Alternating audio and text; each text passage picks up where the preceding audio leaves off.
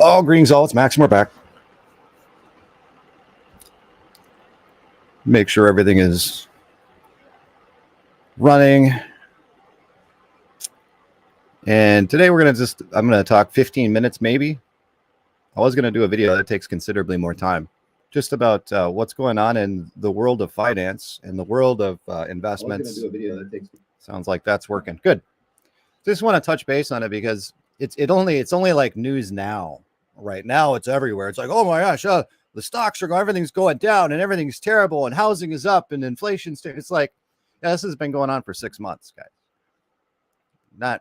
Not a huge surprise. And as I've been saying on these things where I talk about finance and in some live streams and things, the Federal Reserve and the banksters, the Federal Reserve, the global Fed, okay, they're all in cahoots. They're trying to crash the system. I've been saying this for years, okay? They're trying to crash the system, get everybody, dependent on the system and the way that it operates, that's basically full of fake money that they create out of nothing. And then they rug pull.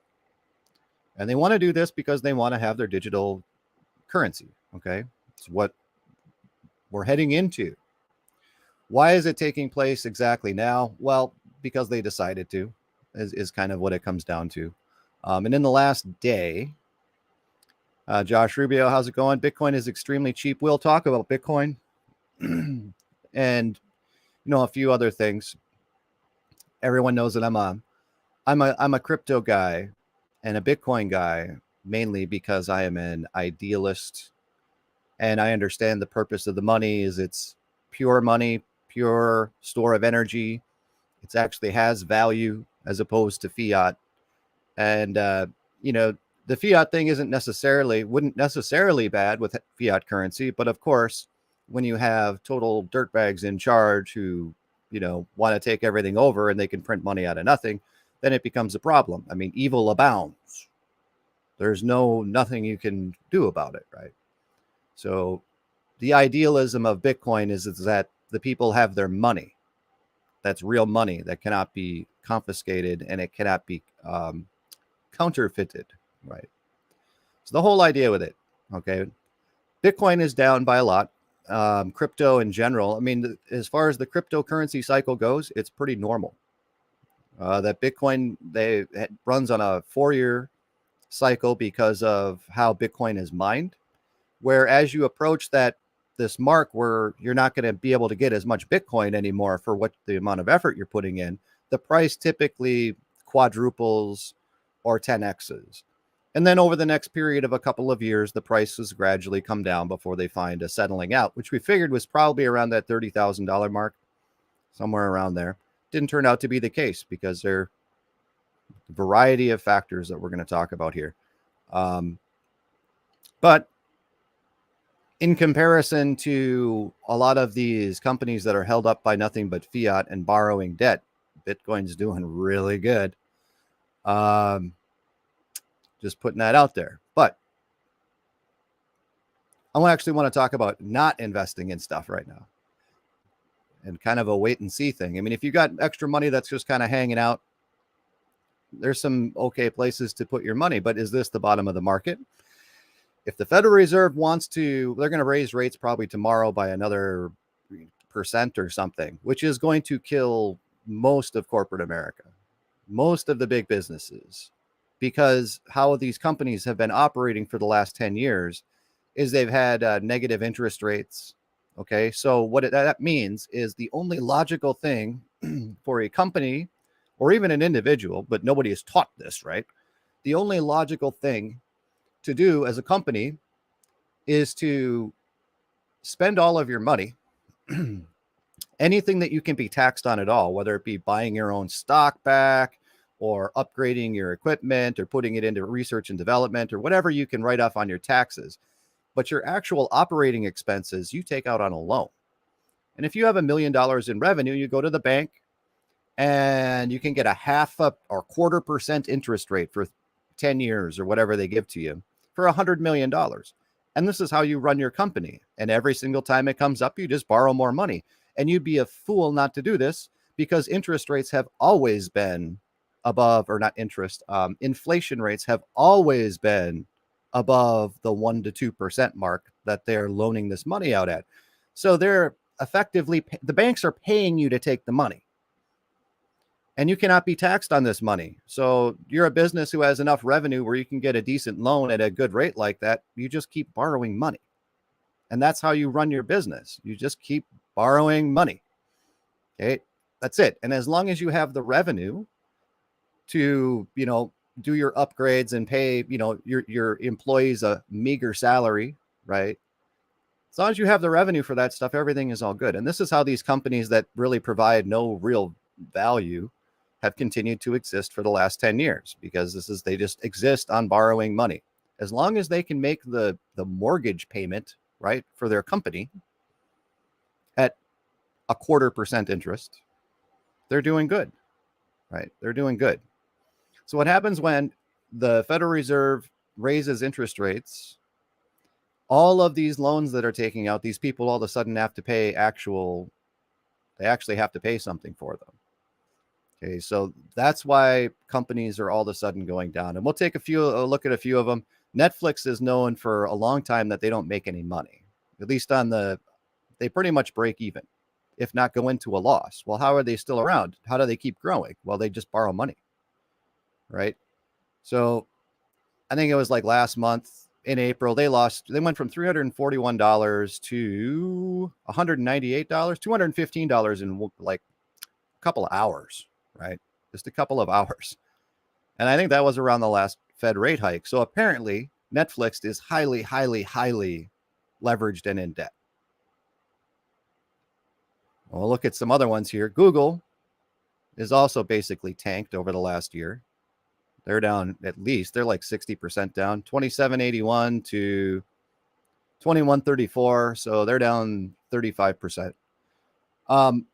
Does anyone believe that Google's not making money? Is there a reason that Google, people still use Google, right? They still have YouTube. They still have all these things. Now, granted, YouTube doesn't make them any money.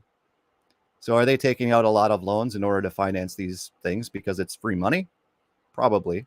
Does that mean that, I'm not personally one to invest in New World Order companies like Google, but is it an okay investment? Probably when they're well below value. Could be. I don't know. We'll take a look at Amazon. Now, people didn't stop ordering packages all of a sudden, did they? Okay. They're rolling along at $100, and then they went down, or what are they at? $170, and now they're down to, what are they at? $102. So they lost 48%, something like that, 45 to not quite 50% of their value in just like a couple of months. Did something happen? Did the CEO get in trouble at Amazon over there? No. It's just because of how this debt market works. And that's really what it all has to do with it. And they're going to keep raising interest rates to try and kill everything, which doesn't make any sense from their perspective, because that will also kind of wreck the government, because this is how the government borrows money and does all this. This thing called the national debt that people used to care about way back when, 30 years ago, people cared about the national debt, right? Well, all of that stuff is out. You're paying interest on that national debt. And if they keep raising interest hikes, instead of being, a $30 trillion national debt, which I don't know what it is, I'm just throwing the number out there. Instead of being a $30 trillion national debt, and you raise interest rates by 0.5%, now you've got a $50 trillion national debt. Okay. And this is the same for any other company. The government's a corporation, right? Raising, we don't own the money. This money is printed out of thin air, and the Federal Reserve guys decide what's going to happen with it. And that's hitting all these companies, and they kind of want to wreck stuff and crash stuff. So I want to talk about, going forward and talk about investing a little bit. But I think, guys, right now, conserving energy, I think they say buy a freezer, right? Buy a freezer. But conserving your energy, and even though you're losing 15 to 20% on your dollars, have your dollars. And I would recommend not having them in a bank. There have been several, at least in crypto and a few of these other investment organizations, not just in crypto, but where people have gotten spooked and they've went to go get their money and they turn off the ability to take your money out, right? They can do that to banks too, guys. You know, some of these banks, I think Wells Fargo was kind of on the ropes, and I think Bank of America got bought out by somebody else. Some of these banks are not doing too good. I mean, you're borrowing money so you can loan it out to people, and to businesses, you're loaning it out basically negative interest rate. Okay. The only ones you're making any interest off of are the people who show up for mortgages, who are then creating the money out of nothing. When you get a mortgage, you're creating money out of nothing. All right. The whole system is basically fraud, right? But it's the way that it's been for 50 years. Nobody teaches anybody any of this stuff. But at some point, you know, you have to pay the piper. Okay. That's where we're at. And, you know, if you've got money, and even if you're going paycheck to paycheck, just cash your paycheck, guys, and put the money you need for your bills on your account when you need to go send a check out to them. You don't want to be and particularly if you're, you know, into crypto, I wouldn't keep much of anything on an exchange. Okay. I wouldn't keep much of anything on an exchange. Not your keys, not your crypto. Okay. You never know what's going to happen. You get a flash crash. They've been, the federal government, whomever, just say they, have been attacking what's called stable coins for the last month. They crashed one, and now they're hitting Tether. And if these stable coins break, this is where a lot of investment money is. Wheeling and dealing and trying to control markets. A lot of money is in stable coins. Something like 16% of the overall crypto market is in stable coins. If the stable coins crack and they get attacked hard enough, like Bitcoin and all of these things are probably lose half their value in a day. And they will probably turn off the exchanges to protect the price, but also because I don't believe a lot of these exchanges, whether it be a stock exchange, provably factually, stock exchanges don't have what they're selling. Okay, they don't have the gold they're selling. They don't have the silver they're selling. They don't have GameStop. They don't have the stocks. They'll sell them to you, but they don't have them. They don't own them, right? The same thing is probably true with crypto.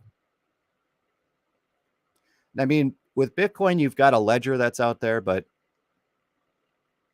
you know, a lot of these cryptocurrencies are kind of fly-by-night pump and dump things. And if people go to, say, a Coinbase or go to a crypto.com or some of these things, and everyone wants to get their money out because something terrible happens, they can just flip a switch and say, we're pausing withdrawals to save you guys, right? It's always to save you guys. And local banks can do that too. So be aware and be, vigilant in trying to look for ways to store your energy. The most classic example of that is having your fiat currency and throwing it in the safe. That's the most classic example, but there is a lot of other ways you can store your energy. You can be creative. I mean, like I said, if you guys don't have a freezer by now, you better get a freezer. Not investment advice. Storing energy. Find a good sale on something. Buy a ton of it, right? Nothing's getting cheaper. You know, it's pretty sad when we're in a shape where the best option for what to do with your money is to hold on to it and lose 20% a year of its purchasing power. But that's the shape that we're in. They want to roll into the new system, right? Right. But on the flip side, if you're a crazy person like me, I know that Bitcoin, it takes approximately $22,000 worth of power, energy, to make a Bitcoin. Right now, it's sitting at 21,963. That means that it's fair market, just not even paying anybody to mine it, just the electricity cost. You're already getting a deal. And that's not me saying run out and buy Bitcoin. I'm saying I am gradually putting little bits here and there what I can because I don't have a ton of money. I just redid the math, and I have to work at my crap job because crypto tanked. So now I can no longer take crypto reserves and purchase mining hardware and say screw y'all to the place I work. I actually have to keep going there, which kind of sucks. But money put away now when things are crapping out. Does anyone think that Amazon's going to go out of business? I mean, really? Amazon, it's down by like 60%. Is Amazon going to go out of business, you think? The stocks could probably go lower, but they're not going out of business, right? Google, they're not going out of business. Bitcoin's never going anywhere. Now, other coins in this, I wouldn't worry about anything else unless you're really a gambler. But like Ethereum's got a huge number of hurdles to overcome, and they're the number 2 coin that were considered to be, top tier. I don't know. I don't. Ethereum is centralized garbage in my mind, and they have a lot of other issues that I don't like with. Like Bitcoin. If I know it costs $22,000 to mine a Bitcoin, and I can pick it up for $21,500, it kind of seems like a no-brainer, right? So in that, we'll just keep chugging away with my couple of miners that I got. My dollar cost averaging that way. The reason that I did not, couple of things about that is the reason that I haven't walked out of my job yet is basically pride and ego. So anyone who thinks that pride is always bad or ego is always bad, no, sometimes pride and ego make you do the right thing. Because I certainly wanted to cash in all my chips and just buy more miners and sit at home and play video games. Okay. But the logic in me said, I have a really, really good electric rate right now. And that's, the logic in me said, I don't control the electricity rates. I don't have my own electricity. I don't have solar panels. I don't have any of this stuff. So if I did that and I went from 8 cents a kilowatt hour to they raise it to 15 cents a kilowatt hour, I'm basically sunk. Okay. So that's where we are with that. Taking little nibbles though at the market, maybe not a bad idea. I don't know if anybody watches this guy or not. He's been studying the debt market he's probably been on YouTube for 15 years, I think he said. But all he does is he talks about his Mannarino market index or something, which all it is it's watching the debt market, because you can't have a stock market implosion. You can't have a finance and a corporate whatever implosion everywhere with the debt market is fine. It doesn't matter because everyone can still borrow more money. And he is saying now, as of this week, that the debt market looks like we're imploding. And that if that happens, it's like all the stocks kind of briefly go to zero and everything goes to zero because nobody knows what the actual value of money is. That would be their great reset, right? That would be the great reset. And at that point, your actual fiat dollars are only worth what someone's going to give you for them. But if you have a stock of some sort, it's the company still exists. It's still worth something, right? If you have property somewhere, obviously that's always going to be worth something. Property is inflated to the ridiculous levels now where everything is 35% more than it used to be. And the interest rates are up as high as what they were in the 70s. So it's the state that we live in. So I'll take a look at anyone who's commenting because, I just wanted to make this quick. I do have to go to work today. If anyone has any questions directly about something, the main message for what I wanted to put out is just make people aware that this is happening, okay? And to shore up your finances. And I'm not saying run out and go buy Bitcoin. I'm not even really doing that, okay? I mine Bitcoin, so I get it for the cost of power, right? I get a pretty sizable chunk for the cost of power. Granted, I invested a lot in mining rigs, okay? But it's just what I do. But it's to be aware that everything is oversold right now as far as the market has been and has existed for years. to make people aware so you have the option if you wanted to invest, that it's the downside is significantly lower right now than it has been in at least since the cooties crash, which was only like a day, but that was in 2020, where everything, like Bitcoin went from 20K to 2K or something, and the stock market did the same thing, but it was only for like a day. So we're at those levels now, which back then, if you would have purchased that dip, you like 10x your money. It was pretty good opportunity. However, now we're not in that time anymore. We're not in that time where the government's going to stimmy check everybody and just keep printing and printing and printing. We're not in that. We're in the reset time. And we're going to pretend to curtail inflation. No, they're not. No, they're not. They're trying to have a controlled collapse of the monetary system.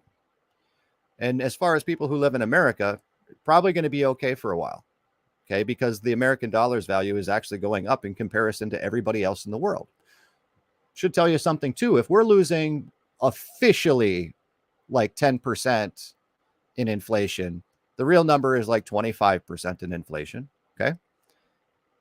And the US dollar is gaining value on every other currency in the world.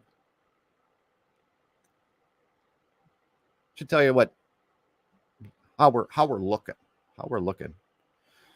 Who we got? We got Josh and Show Me the Truth. I think crypto is going to go up again. Of course it will. Yeah, as far as whether or not these everything goes in cycles, right? Everything will go up and everything goes down. Your historic selling points, of course, are towards the top, and you want to buy towards the bottom. But you have to actually know what the real world value is of something. Because a lot of investing in finance is what people's perception is of something. It has nothing to do with what the truth is or whether or not a company actually produces anything, like Tesla. Okay. Tesla is perceived as being a car company, but they only make like 2,000 cars a year. That's so few, you can hardly even call them a car manufacturer. What Tesla really does for money is their battery technology they sell to people, and they do other stuff that actually generates a revenue. But what they are is a welfare case. Okay. They're in the green business. They're selling their green this and their green that. And, they're all New World Order guys. So Tesla gets huge bucks from the government to basically run their company. And if they need money, they borrow it at 0% interest like everybody else. But to my knowledge, actually, Tesla is one of the few companies who is down by 60 or 70% that actually doesn't have any debt, because they're a welfare company. Why would they need to borrow money when the government just gives it to them? Okay, so they're going to be around in the future. Might not be a bad time to buy those guys. I don't know. Depends what you think about that. But like Amazon, they're not going anywhere. Bitcoin's not going anywhere. If anything, the market is experiencing a cycle like Bitcoin and the crypto market normally sees. You can see, let's see, all time. We can see here like how the crypto market normally goes is we have the big run up at a halving mark for mining, and then it settles off, and then we find a new median price. Then you go through a little bit of a bear market here, and then it shoots back up. And then we do the same thing, and this last one was accentuated because there was a lot of free money. Okay. The US government printed $13 trillion, which was something like 80 or 90% of all the money that had ever been printed in the history of the United States in like a couple of months. Okay. So there's a lot of free money. Everyone's getting free interest loans. And in some instances, people are paid to take money. There was a couple of days where gasoline on the ships, oil on the ships was actually negative value. There's all kinds of weird things going on in finance. But again, after this cycle, then it goes down and we find a new level, and then it's going to go back up again. My opinion, not financial advice. Anyways, like I said, when Bitcoin cost $20,000 to create a Bitcoin, or 22,000, and the price is below 22,000, you're kind of getting a deal. What is going to happen because of the markets in general collapsing as much as they did is a lot of people are taking out like margin loans and things and using crypto as collateral, which is not a bad idea, depending on how much you took out. But a lot of companies, especially mining companies, are probably going to go under because they have to margin call on their loan. And if they don't have the Bitcoin or the money to pay that, then they lose all their Bitcoin and they go out of business, which personally, I think for a lot of these mining companies would be a good thing for Bitcoin. Anyways, in my opinion, in my idealistic opinion, all of these things that happen in finance that are just terrible, right, are good for Bitcoin. That's the position that I'm in because I'm not invested in retirement funds and all of these things. Now, if you're working and you're like 50 years old and you're putting into your 401k, this is terrible. You just lost 2/3 of your money. And I'm not joking. Okay. I've actually been through it when I was participating in the 401k system for the 2008 crash. Okay. I had 30 grand in 401k and it went to 10, like in a week. That's what's going on right now for everybody.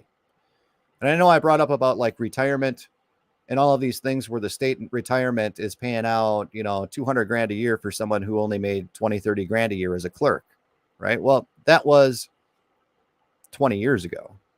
Those people that are retired now are getting that. The people who came in 20 years ago, they're not getting that. And they're still working towards retirement. And they can change the stipulations of what your retirement is at any time. And you just watched, your portfolio lost, at least 60% probably, right? So this is how it affects all the people that are, in general investing, who just let somebody else take care of their investing for them in the 401k or the company, whatever. You all just lost half your money. Whether or not there's an argument to be made, and if you even be there by the time you retired, that I don't know. But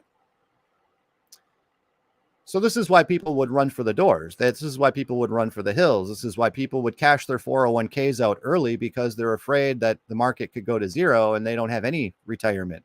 So you take I don't think there would even be a tax hit on it, because if you're down that much, you're not having an early withdrawal thing, right? This is why you'd have bank runs. This is why people get spooked and they'd be like, I'm going to get my stuff. Also, just because people need to pay bills, right? Everyone gets to experience being poor, it sounds like. Gets to experience being poor. Fixed indexed annuities and treasury bonds will go up. Bond market is going to crap out. That's what Gregory Mannarino talks about. And the yield that people are getting on bonds and things like that, because when you've got 20% inflation, it doesn't make sense to buy a 10-year bond at 3% interest, right? And bonds and treasury bonds is how the government gets their money. I don't know. It all goes back to the debt bond market, which I'm not nearly well versed enough to really go into too much depth, other than to understand that the dollar bills that are in your pocket are not money. Okay, those are debt notes. Those are IOUs. That's you saying, I owe the Federal Reserve $1. And that's how the system is and has been since 1913. And it all goes back, and everybody just borrows money. If you want to print dollars, you're borrowing it. You take out a treasury bond that says, I promise to pay you. And that kind of goes back into taxes and how people decide what is taxed. It all kind of has to do with the minimum wage. And they can't raise the minimum wage because they wouldn't make any more taxes. Because the minimum wage, for what I've figured out and understood, the minimum wage, the reason why it is what it is because that's what people are willing to accept a human being is worth. So if you make less than the minimum wage, you get government handouts. If you make over the minimum wage, you're making a profit because you're not expected to do anything more than minimum wage. That's why, everybody has this same, I'm like, why do I pay a different tax rate if I'm a doctor or if I'm a baker? It's because it's in variation to what the minimum wage is. So if you raise the minimum wage, then that many people don't have to pay taxes anymore. And can't have that. And also companies, because of companies don't pay taxes, by the way, but they do pay a Social Security. What do they call it? It's not a wage tax. It is a wage tax, but they're paying into Social Security for their employees. So if they rate, and it's 7% of whatever they make. So if you raise somebody's pay by 10 grand a year, you have to pay that much more to Social Security, and you can't write that off anywhere. That's why they don't want wages to go up, not because they can't afford to pay it. The salary of your employees goes into making your product. So that's a tax write-off. Anyways, I don't want to get into all of this stuff because I only want to be here for a half hour. Anyway, got any other questions or anything? Anyone understand what's going on? We're kind of at that point right now where this is where the dominoes start to fall, where everything happens pretty quick, right? I mean, when I saw the old Netflix fall by 60% in a couple of hours for no reason, right? For no reason. It's like, we're here. We're here. And Google, no reason that went down, right? These have to do with the interest rates on their loans and everything behind the scenes.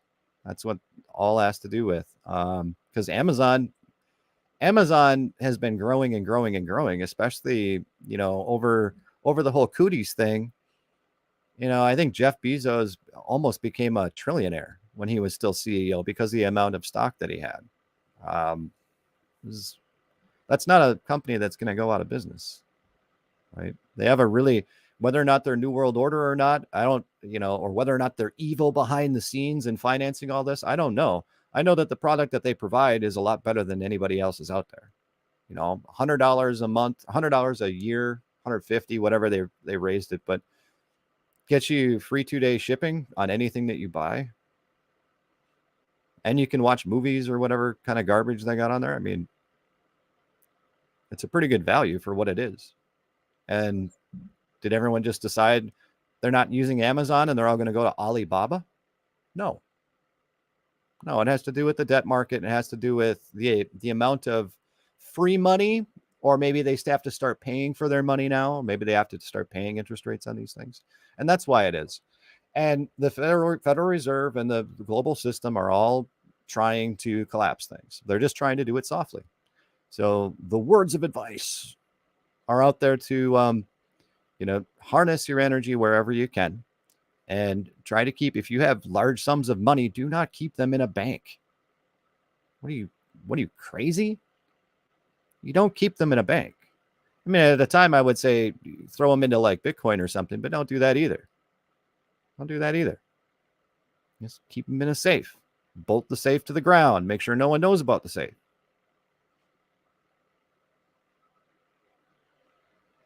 Figure out how to can stuff and buy a freezer. With that, guys, let's see. Show Me the Truth says, any chances of a live stream in the future? Sure. I'm basically only off 1 day a week. So on the weekends, I try to do a stream every single week. But if I don't have anything to talk about, then I don't. Jack also works on the weekends. We'll look at doing something this weekend, is all I can really say about it. It kind of depends on what's going on. I got, I have to visit my family. Mother-in-law or stepmother or whatever they call it's got pancreatic cancer. So have to visit and do all that stuff. And, because you kind of have a limited time ticker on that one. If you know what I mean. My biological mother died of pancreatic cancer, took about 6-8 months. So we got to do that. And, we'll see. At some point in the future, there will definitely be. We'll put it that way. So yeah, everyone out there, take care. I want to talk more about this stuff, but I don't have the time right now. Maybe I'll do an actual video in the middle of the morning when I get home. But yeah, as always though, guys, take care, God bless. And you get to tell your kids about, this is a historic, monumentous, bigger than 2008 crash. Right now it's equal to the 2008 crash. Okay. Well, we're gonna have to see. This is just the beginnings of it. All right. And you're going to be getting some deals. This is why I say harness your energy, keep some money around. And yeah. So with that, guys, we are going to be out of here.